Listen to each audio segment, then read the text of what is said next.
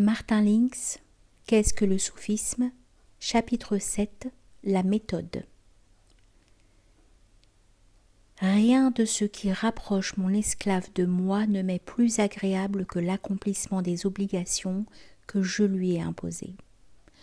En plus, mon esclave ne cesse de se rapprocher de moi par des pratiques surérogatoires jusqu'à ce que je l'aime. Et lorsque je l'aime, je suis l'ouïe par laquelle il entend, la vue par laquelle il voit, la main avec laquelle il empoigne, le pied sur lequel il marche. Citation d'un hadith qudsi par Bukhari. Le soufisme tout entier, ses aspirations, sa pratique et même dans un sens sa doctrine, est résumé dans cette tradition sainte que les soufis citent peut-être plus souvent que tout autre texte, le Coran mis à part. Ainsi que l'on peut en inférer, les pratiques mentionnées sont de deux catégories. Rites obligatoires pour tous les musulmans et rites surérogatoires. Lorsqu'un novice entre dans un ordre, l'une des premières choses qu'il lui faudra faire sera d'acquérir une dimension supplémentaire conférant profondeur et élévation aux rites accomplis de façon plus ou moins exotérique depuis son enfance, à supposer qu'il ou elle soit d'éducation islamique. Les obligations de l'islam, couramment dénommées les 5 piliers, sont la shahada, la prière rituelle 5 fois par jour, l'aumône, le jeûne du mois de Ramadan et le pèlerinage à la Mecque, si les circonstances le permettent, cette dernière obligation étant la seule qui ait un caractère conditionnel. Nous avons déjà indiqué la différence existant entre la shahada, telle que les soufis l'interprètent, et son sens superficiel selon lequel nul n'est digne d'adoration que Dieu. Mais cette différence objective recouvre une différence subjective correspondante, car une question surgit. Qui porte témoignage de ce qu'il n'est de Dieu que Dieu, de réalité que la réalité? Pour les soufis, la réponse réside dans le nom divin shahid, le témoin, qui, fait significatif, suit al-haq, la vérité, la réalité, dans les litanies des noms les plus souvent récités. Si Dieu seul est, aucun témoignage ne saurait être valable excepté le sien. C'est une hypocrisie d'affirmer l'unité de l'être d'un point de vue lui-même en contradiction avec la vérité. Et ce fut sans doute afin que ses disciples fussent galvanisés en prenant conscience de cela que Hallaj énonça son paradoxe accablant. Quand il dit « Quiconque témoigne que Dieu est un, lui associe un autre, à savoir son propre soi individuel en tant que témoin. » Le témoin doit être non le soi individuel, mais le soi, avec un grand S, ce qui signifie que l'âme n'est pas compétente pour proclamer la shahada. Tous les ordres soufiques sont d'accord sur ce point, bien que leur méthode puisse différer en ce qui concerne le franchissement du fossé, séparant l'hypocrisie de la sincérité. Dans certains ordres, en contraste avec la récitation simple qui suffit normalement, le novice doit réciter la shahada des centaines de milliers de fois afin d'apprendre à la faire sourdre d'un point de conscience plus profond. Et même dans ce cas, et bien qu'il ait accès à la connaissance doctrinale de l'unité de l'être, il ne sera pas autorisé à méditer sur cette doctrine s'il est jugé trop assoupi intellectuellement. Jusqu'à présent, nous avons considéré seulement la première partie de la shahada, mais le premier pilier de l'islam est double. Le témoin doit aussi attester que Muhammad est le messager de Dieu. Muhammadun Rasulullah. Le voyageur doit apprendre à voir dans cette formule un abrégé du chemin spirituel, de la vague qui doit l'emporter jusqu'au terme du voyage. Les deux témoignages se terminent pareillement. Mais alors que la ilaha illallah commence par un terme négatif, comme pour tourner le dos au monde, Muhammad Rasulullah mentionne en premier lieu l'état de perfection humaine comme point de départ vers la réalisation de tout ce qui est situé au-delà. En d'autres termes, il existe un abîme entre cette formule et le novice qui, dans divers ordres, n'est pas autorisé à la répéter méthodiquement jusqu'à ce que la récitation de la première shahada ait aboli certaines contractions de son âme et l'ait conduit au point où il sera possible de franchir le vide par son aspiration et de placer sa subjectivité dans le nom Muhammad. Répéter la formule Muhammadun Rasulullah avec l'accent mis sur le premier mot est comme se revêtir d'une robe magnifique qui serait beaucoup trop grande mais aurait le pouvoir magique de faire croître jusqu'à ses dimensions celui qui la porterait. Cependant, le porteur ne doit pas s'avouer à lui-même qu'il ne la remplit pas. Et la courtoisie spirituelle, adab, de la voix exige qu'il voie dans ses compagnons, disciples comme lui, des porteurs de la même robe et qu'il leur témoigne son respect en conséquence. Il y a là un autre exemple du ka'anna, comme si, très caractéristique du soufisme, et cela illustre aussi la primordialité de sa perspective. La seconde shahada peut être regardée du point de vue de la méthode comme un refus d'admettre que la chute de l'homme ait vraiment eu lieu. Mais cette manière de voir doit nécessairement se combiner avec une conscience aiguë des effets de la chute, c'est-à-dire de ses propres manquements et éventuellement de ceux des autres. Et cette conscience trouve son expression dans les deux premiers mots de la première shahada, la ilaha, ou plus simplement dans la négation initiale.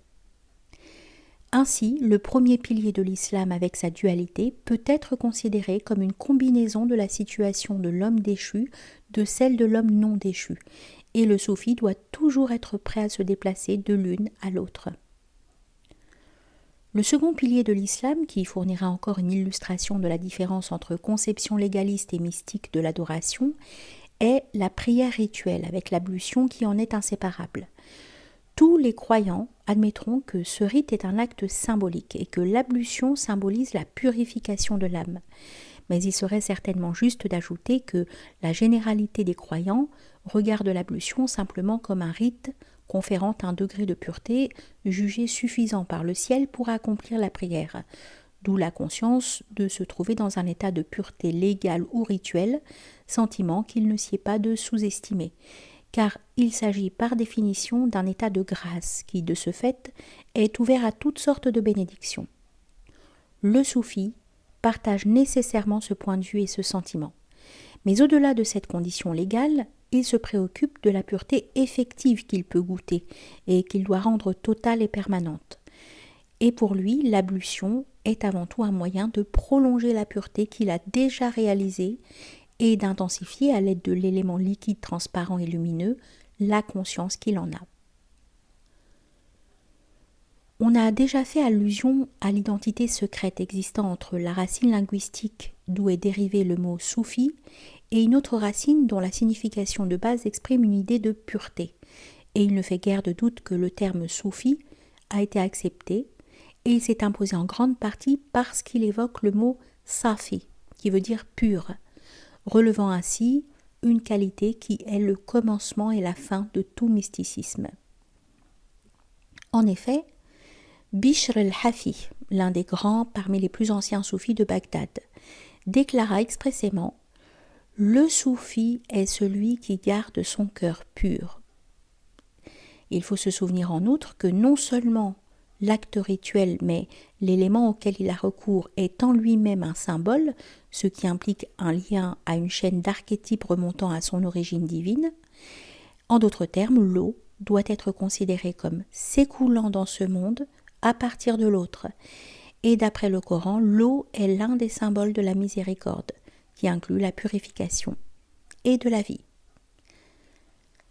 La quantité utilisée ne compte pas. Une goutte d'eau peut, aussi bien qu'un lac, symboliser la béatitude infinie dans laquelle on est réintégré par la miséricorde.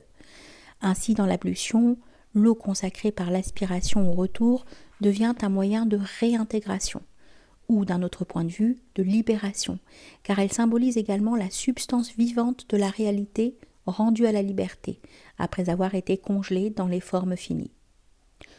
Vue d'un autre angle, la même finalité est représentée dans la prière rituelle, au cours de laquelle chaque cycle de mouvement aboutit à une prosternation suivie d'une position assise. Les soufis l'interprètent à la lumière de ce passage coranique. Tout ce qui s'y trouve dans les mondes créés disparaîtra. La face de ton Seigneur subsiste plein de majesté et de générosité. La disparition correspond à la prosternation, et ce qui subsiste à la position assise, qui est la plus compacte et la plus stable de toute la prière. C'est de ce verset que sont dérivés deux termes soufiques fondamentaux. Fana, extinction, et Baqa, ce qui demeure, ce qui subsiste, éternité. Et on peut dire de celui qui a connu l'extinction qu'il ne subsiste pas lui-même, mais seulement en tant que soi. Parmi les rites non obligatoires de l'islam accomplis par les soufis, l'invocation du nom Allah, comme on l'a déjà noté, est de beaucoup le plus important. On pourrait voir une certaine contradiction entre la tradition sainte citée au début de ce chapitre, déclarant l'obligatoire supérieur au surérogatoire, et l'affirmation coranique selon laquelle le dhikr Allah, qui est facultatif, est plus grand que la prière rituelle elle-même, qui est obligatoire. Mais il faut garder à l'esprit que même si les pratiques obligatoires impriment un rythme spirituel à l'écoulement des heures, leur accomplissement exige relativement peu de temps. Les rites surérogatoires ont alors une supériorité potentielle sur elles, en ce qu'ils ont la capacité de ceindre et de pénétrer la vie tout entière, et c'est à cela que tendent ceux qui pratiquent l'invocation de façon méthodique. La tradition sainte signifie en clair qu'une obligation légale ne saurait être remplacée par autre chose au gré d'un caprice individuel. Ainsi, les soufis s'accordent sur le fait que l'invocation du nom, qui constitue en soi le rite le plus efficace, est acceptable par Dieu à la seule condition que l'invocateur ait accompli tout ce qui est obligatoire. Elle ne pourrait constituer elle-même une obligation légale, car plus un rite est puissant, plus il peut être dangereux. Et s'il en faut de beaucoup que tous les novices soient autorisés dès le commencement à pratiquer l'invocation du nom suprême. La récitation du Coran est sans doute le rite facultatif le plus répandu dans l'ensemble de la communauté musulmane. On pourrait dire des soufis qu'ils se distinguent de la majorité parce que lorsqu'ils le récitent ou lorsqu'ils l'écoutent, ce qui est rituellement équivalent, ils le font en tant que prolongement du dhikr Allah, sans atténuer leur aspiration au retour à Dieu. La doctrine relative au caractère incréé du livre révélé, offre un moyen d'union qui doit être mis en valeur. De plus, l'âme a besoin du Coran comme complément du nom, puisqu'elle est par sa nature même ce qu'on pourrait appeler une unité multiple. Et sa multiplicité qui vient de Dieu exige une certaine reconnaissance directe qu'il n'appartient pas à la fonction du nom d'accorder. La citation qui suit éveillera des échos auprès de chaque lecteur du Coran, mais elle concerne d'abord les soufis, car eux seuls sont pleinement conscients du problème ici abordé. Nous citons : « Comme le monde, le Coran est un et multiple à la fois. Le monde est une multiplicité qui disperse et qui divise. Le Coran en est une qui rassemble et mène à l'unité. La multiplicité du livre sacré, la diversité des mots, des sentences, des images, des récits, remplit l'âme, puis l'absorbe et la transpose imperceptiblement par une sorte de ruse divine dans le climat de la sérénité et de l'immuable. L'âme, qui a l'habitude du flux des phénomènes, s'y adonne sans résistance. Elle vit en eux et est divisée et dispersée par eux, et même plus que cela. Elle devient ce qu'elle pense et ce qu'elle fait. Le discours révélé à la vertu d'accueillir cette même tendance tout en renversant le mouvement grâce au caractère céleste du contenu et du langage, si bien que les poissons de l'âme entrent sans méfiance et selon leur rythme habituel dans le filet divin. » Fin de citation. Qui est de Fridtjof Schuon, dans Comprendre l'islam. Le nom et le livre sont deux pôles entre lesquels se trouve une abondance de possibilités d'invocation et de litanie plus ou moins proches de l'un ou de l'autre. Par exemple, la récitation des 2 shahadas et l'invocation des 2 noms de miséricorde sont plus proches du nom suprême, cependant que certaines litanies longues et complexes sont plutôt comparables au Coran, d'extraits duquel elles sont d'ailleurs souvent en grande partie composées. Mais on pourrait dire qu'il existe un autre complément du nom très différent du livre révélé, bien que parallèle en ce qu'il reconnaît directement la nature diffuse de l'âme. Il s'agit de la prière individuelle, dans laquelle le suppliant s'adresse à la divinité comme à une autre personne, lui confiant ses difficultés, ses besoins, qui peuvent concerner aussi ses proches, vivants ou morts, et lui demandant des faveurs de divers ordres.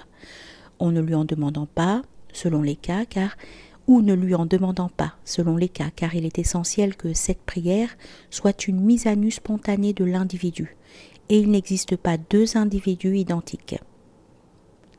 On rappellera à ce propos que la nuit est le symbole de l'âme, et que la clarté de la pleine lune sans nuage ne transforme pas la nuit en jour.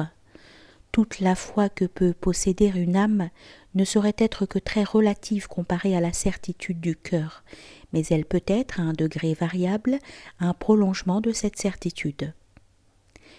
Dans un passage significatif du Coran, Abraham demande à Dieu de lui montrer comment il ramène la mort à la vie. « N'as-tu pas de foi ?» est la réponse divine. « Oui, mais c'est pour que mon cœur soit apaisé, » dit Abraham. On pourrait interpréter ces derniers mots de la façon suivante. De manière que la certitude dans la profondeur de mon être soit laissée en paix sans être troublée par les vagues de la raison et de l'imagination agitant la surface. Cette réponse est acceptée et suivie d'un miracle de vivification montrant que l'âme a droit à certaines concessions. On pourrait dire en fait que l'intention d'un miracle est de permettre à l'âme tout entière de participer de façon surnaturelle à une certitude absolue qui est normalement la prérogative du cœur. Mais ce résultat peut être obtenu dans une plus faible mesure par ce moyen parfaitement naturel et humain qu'est la prière individuelle. Non par un supplément de foi, mais par l'élimination des obstacles et des distractions. À cette prière, comme à la récitation du Coran, participe toute la communauté et on la considère généralement comme un complément de la prière rituelle, à laquelle elle fait normalement suite, la faisant précéder de cette parole du Coran « Votre Seigneur a dit « Appelez-moi et je vous exaucerai ». Mais la majorité ne s'occupe pas de méthode, alors que les chiites soufis insistent surtout sur la valeur méthodique de cette prière, non seulement en tant que moyen de communion régulière pour l'âme, mais aussi afin de s'alléger soi-même, c'est-à-dire de décharger celle-ci de certaines de ses inévitables préoccupations et angoisses, de manière qu'elle soit, du moins dans ses expressions supérieures, un prolongement de la paix du cœur plutôt qu'un contraste par rapport à celle-ci. Il ne faut pas non plus sous-estimer l'importance du geste accompli dans cette prière, car l'orant, la tête légèrement inclinée et les mains en avant avec les paumes tournées vers le haut et formant une concavité vide, devient une incarnation de la pauvreté spirituelle dont l'âme doit se pénétrer. On peut conclure des enseignements sur la perfection humaine, ainsi qu'on y a déjà fait allusion à propos du messager, alayhi salatu wassalam, que l'âme primordiale est une harmonie multiple unifiée, et si l'on peut dire suspendue entre l'autre monde et celui-ci, ou bien entre l'intérieur et l'extérieur, d'une manière telle que l'équilibre est parfait entre l'attraction des signes intérieurs, le cœur et au-delà de celui-ci l'esprit, et les signes sur les horizons.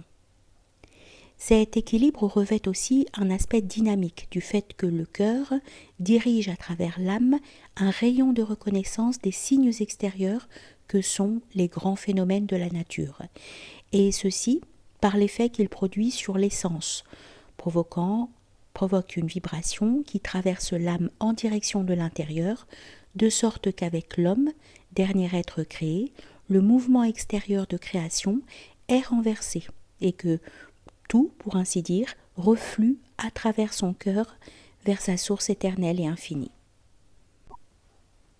Mais dans l'âme déchue, où l'attraction du cœur est plus ou moins imperceptible, l'équilibre est rompu et les plateaux de la balance sont lourdement surchargés en faveur du monde extérieur. Demander comment le véritable équilibre peut être rétabli est une manière de poser la question « Qu'est-ce que le soufisme ?» Et la réponse est qu'il doit se produire dans l'âme un mouvement intériorisant vers le cœur pour neutraliser l'attraction du monde extérieur. Seul un maître au sens plénier du mot est capable d'éveiller et de diriger ce mouvement.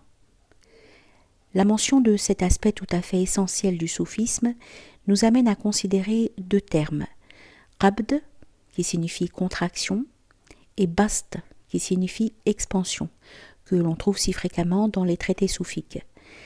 L'effort initial visant à susciter un mouvement intériorisant procède de qabd, et la saveur de celui-ci doit rester afin de veiller sur la réaction concomitante de bast, non pour en diminuer l'amplitude, mais pour lui éviter d'être un retour aux limitations de la mondanité. La croissance de l'âme dans la stature primordiale est un aspect de cette expansion spirituelle répondant à la contraction spirituelle. Le Coran établit constamment un rapport entre le qabd du sacrifice et le bast de la croissance. On peut aussi noter qu'en arabe, le mot désignant l'acte d'augmenter la croissance, tazkiya, signifie en même temps purification. Ce qu'en traduction, on n'arrive guère à rendre par un terme équivalent, même s'il existe un rapport étroit entre les deux notions, l'impureté faisant obstacle à la croissance. C'est parce que les canaux menant au cœur et en provenance de lui sont obstrués que l'âme déchue est étiolée, du moins dans certains de ses éléments. Le symbolisme de l'émondage, qui est aussi un moyen de purification, illustre particulièrement bien le principe dont il s'agit, car en émondant, comme le qabd le fait pour l'âme, on procède à un amoindrissement en vue d'un accroissement qui dépassera de beaucoup l'état existant avant le sacrifice. Celui qui fera un beau prêt à Dieu, il le doublera en sa faveur, et il y a pour lui une récompense généreuse, dit le Coran. De tels textes sont fondamentaux dans toutes les religions. Un exemple évident de qabd est le jeûne, mais il faut se souvenir que celui-ci, dans l'islam, est rompu au coucher du soleil. Ainsi, les soufis assimilent le mois de Ramadan, de même que les jeûnes surérogatoires, qui en sont des extensions, à l'alternance générale caractérisant la méthode qu'ils suivent, les jours du mois offrant l'aspect du qabd et les nuits de bast. L'objectif le plus élevé du qabd, c'est que le bast se produise en direction du cœur et même au-delà. Et cette possibilité supérieure, qui est pure grâce, n'est pas incompatible avec le bast relativement extérieur qui concerne tout ce dont l'âme peut disposer, mais qui est lui-même un symbole de l'expansion intérieure et donc un instrument susceptible de la susciter. L'un et l'autre constituent ensemble l'équilibre de l'âme primordiale, dans laquelle le qabd est, pour ainsi dire, remplacé par le bast transcendant. De tous les moyens à la disposition des soufis, c'est la retraite spirituelle, khalwa, littéralement solitude, qui constitue le qabd le plus rigoureux. Selon l'exemple du prophète, alayhi salatu wassalam, certains ordres affirment que la retraite doit avoir lieu dans un environnement naturel. Dans d'autres ordres, elle est accomplie dans une pièce à part réservée à cet usage. Tous sont d'accord pour affirmer la nécessité de l'autorisation d'un cheikh. Le terme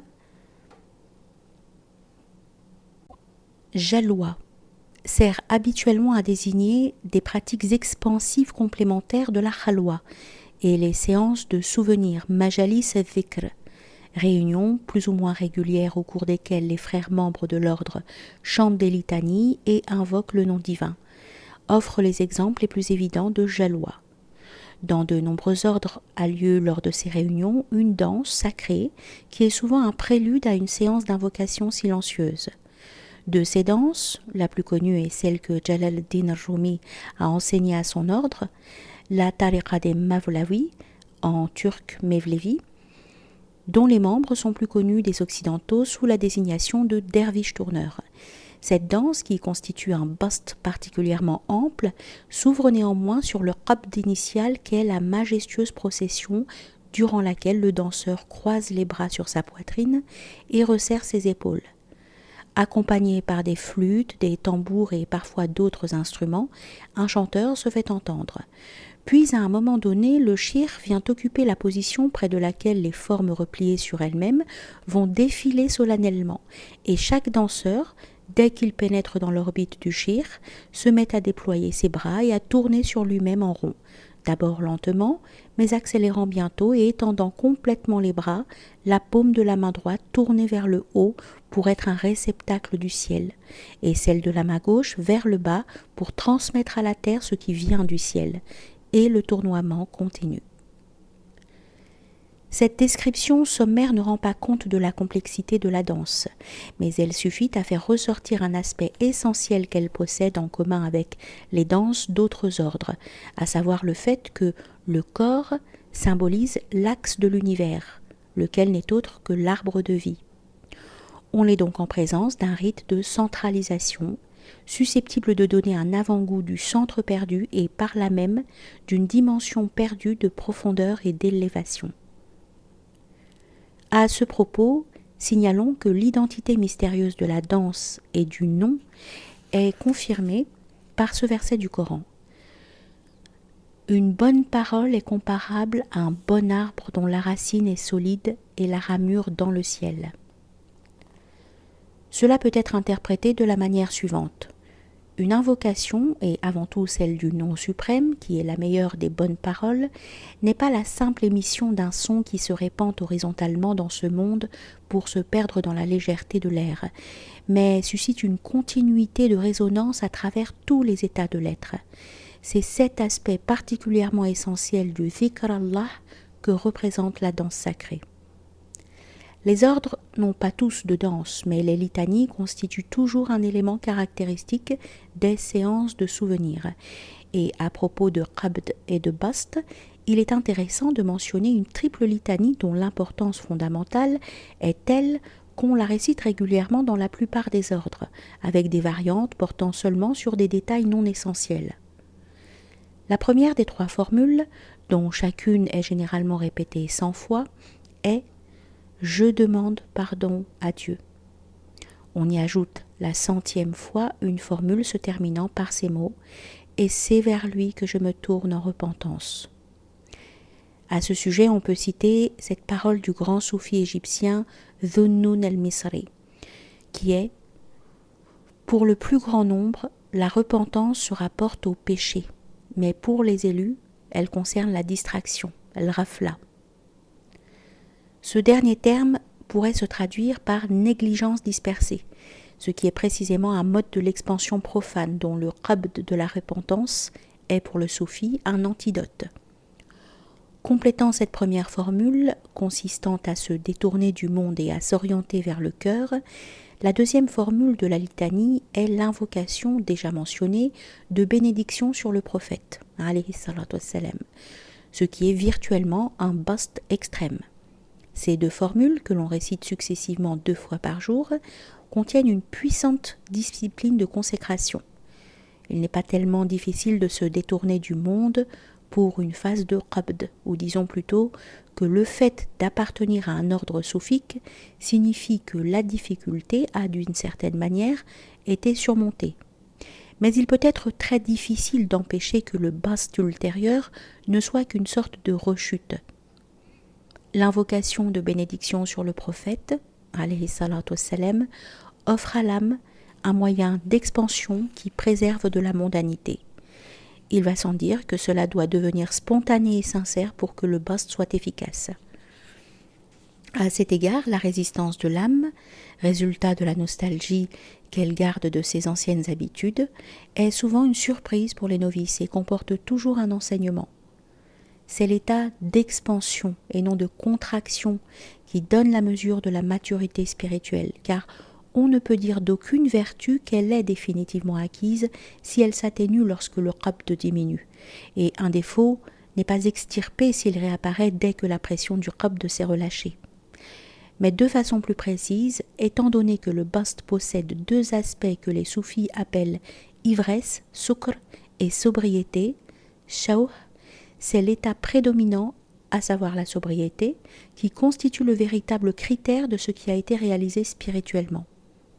L'âme sera sans doute la plus grande partie de chaque jour, dans ce qu'on pourrait appeler un état de bast sobre.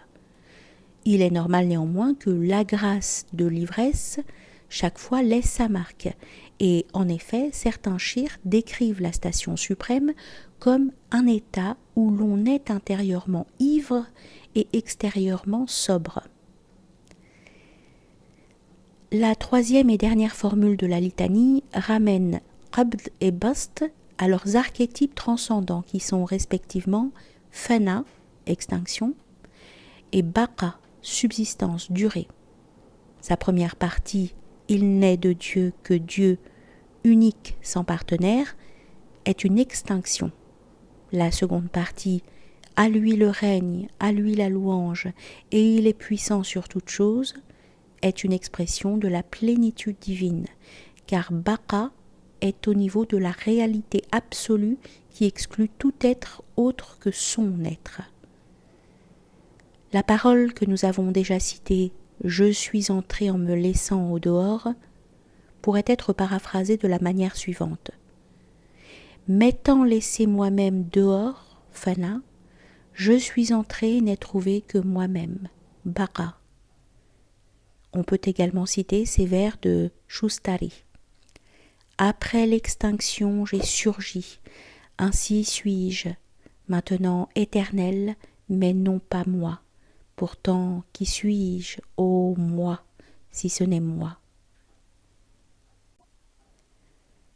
La dernière formule de la litanie est une expression de vérité, et la contrepartie subjective de la vérité est la connaissance. De façon analogue et en rapport avec la première et la seconde formule, on peut, à la place de qabd et de bast, employer les termes de crainte et d'amour. Et cela fait ressortir encore plus clairement l'importance fondamentale de cette litanie en tant qu'abrégé du soufisme, dont on dit souvent qu'il est fait de crainte, mahafa, d'amour, mahabba, et de connaissance, ma'arifa, puisque ces trois points de vue comprennent ensemble la totalité des obligations subjectives de l'homme envers Dieu. Et il n'y a rien de ce qui est permis à l'homme par rapport à Dieu qui n'y soit compris. La méditation, fikr, qui est un élément essentiel de la voie spirituelle comme auxiliaire du dhikr, se fonde sur ces trois points de vue, dont chacun comporte deux aspects. Par exemple, la crainte implique le danger. Une solution est alors la fuite. Fuyez vers Dieu, lit-on dans le Coran, qui dit aussi « Il n'existe aucun refuge contre Dieu sauf auprès de lui ». Cela rappelle cette tradition sainte « La ilaha illallah est ma forteresse, et qui entre dans ma forteresse est à l'abri de ma colère ». Mais le danger est aussi une raison d'attaquer, et ce point de vue, qui est celui de la grande guerre sainte, a déjà été développé. Les deux aspects de la crainte sont apparentés à la notion de devoir et donc à la volonté. La nature humaine comporte trois plans, nous dit Fridtjof Schuon. Le plan de la volonté, celui de l'amour et celui de la connaissance. Chacun se polarise en deux modes complémentaires, en sorte qu'ils se présentent respectivement comme renoncement et acte, paix et ferveur, discernement et union. Fin de citation. Le troisième plan transcende l'homme en tant que tel, sauf dans la mesure où il lui offre un thème de méditation. Où l'on peut reprendre une autre citation de Fridtjof Schuon qui dit « Nous pourrions caractériser respectivement les deux stations ou degrés de la connaissance par les deux formules suivantes. Ne connaître que ce qui est, Dieu, n'être que ce qui connaît, le soi. » Fin de citation. Pour le soufi, la grande source de méditation est le Coran lui-même. Et traitant spécialement du soufisme, l'auteur des passages que nous venons de citer se réfère ailleurs à des versets coraniques pour illustrer la relation profonde entre dhikr et fikr, c'est-à-dire entre l'acte invocatoire et les différents modes de conformité avec lui, auxquels l'âme doit être amenée par la méditation. Les cœurs ne s'apaisent-ils pas au souvenir de Dieu ? Invoquez-le avec crainte et désir ardent. Invoquez Dieu humblement et en secret, nous dit le Coran. Le mot crainte peut ici recouvrir ces deux modes, et on a déjà illustré cette citation à l'aide d'autres versets. Les deux modes de l'amour sont paix et désir ardent, tandis que le dernier verset cité désigne les deux stations de la connaissance comme base de l'invocation. L'humilité la plus vraie, telle qu'elle s'exprime dans la prosternation de la prière rituelle, n'est autre que fana, l'extinction. Quant au secret, on pourrait le mettre en rapport avec l'injonction que ta main gauche ne sache pas ce que fait ta main droite. Dans ce cas-là, la main gauche est l'ego humain qui se trouve exclu de toute participation à cette invocation, la plus profonde de toutes, où le soi est aussi bien l'invocateur que l'invoqué. Le Coran insiste continuellement sur l'importance de la méditation, comme le font d'ailleurs les enseignements du prophète, alayhi salatu wassalam. Et on peut dire en effet que dhikr et fikr ont pour la vie spirituelle une importance aussi essentielle que celle du sang et des vaisseaux sanguins pour la vie corporelle. Sans fikr, le dhikr serait largement inopérant. Sans dhikr, le fikr ne servirait à rien. La méditation prédispose l'âme à recevoir l'invocation en ouvrant les canaux par lesquels celle-ci doit s'écouler. Il s'agit de surmonter toutes ces habitudes et réactions qui, à strictement parler, sont contraires à la nature, mais qui sont devenues une seconde nature. Ainsi que l'auteur déjà cité le remarque dans un autre texte non publié sur le soufisme, le résultat de la pratique persévérante de la compréhension par la méditation est la transformation intime de l'imagination ou du subconscient, l'acquisition de réflexes conformes à la réalité spirituelle. L'intelligence a beau affirmer des vérités métaphysiques et eschatologiques, l'imagination ou le subconscient continue à croire fermement au monde, non à Dieu ni à l'au-delà. Tout homme est a priori hypocrite. La voie, c'est précisément le passage de l'hypocrisie naturelle à la sincérité spirituelle. Fin de citation. Ce mot de sincérité est la clé donnant accès à la compréhension de tout ce chapitre. Définissant l'idéal spirituel, le Coran emploie plusieurs fois l'expression « sincère envers lui dans la religion », ce qui signifie vis-à-vis de l'objet en question une totale absence de réserve et une totale acceptation. Les pratiques du soufisme doivent se diversifier afin de répondre à la diversité et à la complexité de l'âme humaine, dont chaque élément doit s'imprégner de sincérité. Ridwan, l'acceptation, est réciproque, et la sincérité n'est autre chose que la rida humaine sans laquelle il ne saurait y avoir d'acceptation divine.